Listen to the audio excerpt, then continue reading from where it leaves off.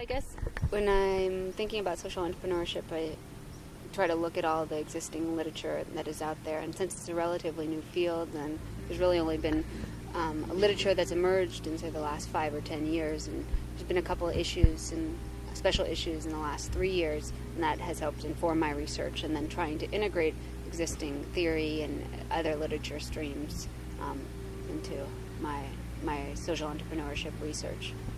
Here I'm focusing on the relationship, sort of one of the aspects of the process or the context of social entrepreneurship, and I'm looking at the role that partnerships play in that process. I particularly focus on the role of corporations and governments and social entrepreneurial organizations and how they work together to capture resources.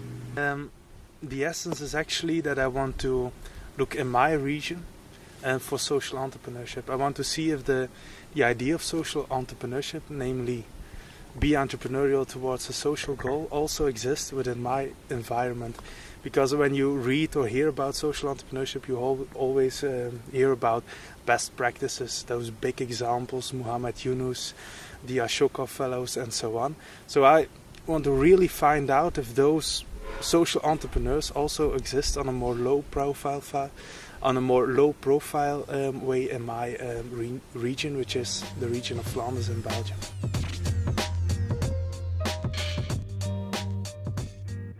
Well, I think it's actually really a great question, an exciting question, because it's one of the fields of management that can really have a lot of practical relevance and make a big difference in society as well.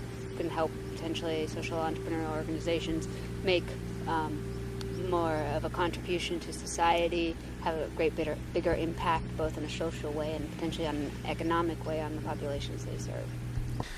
Practical relevance, I think you can maybe situate them on 3 levels. First, I think we have, as researchers and as academics in the field of social entrepreneurship, some kind of networking function. I think we bring together social entrepreneurs who didn't know about each other's existence. We bring them to an attention of the government, which is also a function. And by bringing them an attention of the government, maybe there's also some subsidies or some regulation on those social entrepreneurs. And secondly, I think my research is about the social mission, by looking at the social mission of social entrepreneurs. I also think by finding out what that social mission is, we also advance the field. What are they entrepreneurial for? And then thirdly, by looking at the business model, maybe we can find some relationships by things that work in social enterprises and lead to a better economic performance. So I think there's as well some management implications too.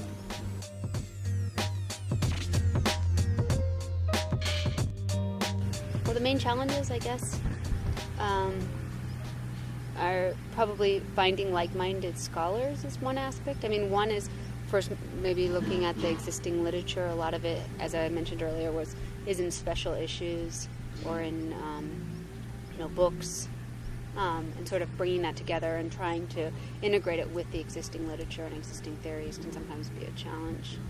And also finding the role of social entrepreneurship within entrepreneurship literature, and then just within the field, since it's a relatively new field.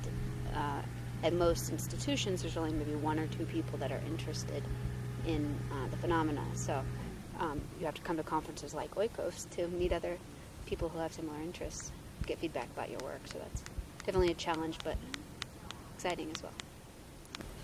The main challenges, I face like 1,000 challenges every day. But one main challenge is to find the social entrepreneurs. I think there are a lot of social entrepreneurs who don't know by themselves they are really working towards a social goal. And the second challenge, major challenge for me is to measure, to find out what do they achieve, what is their social value, how do you measure social value creation. So I think those 2 are big challenges for me.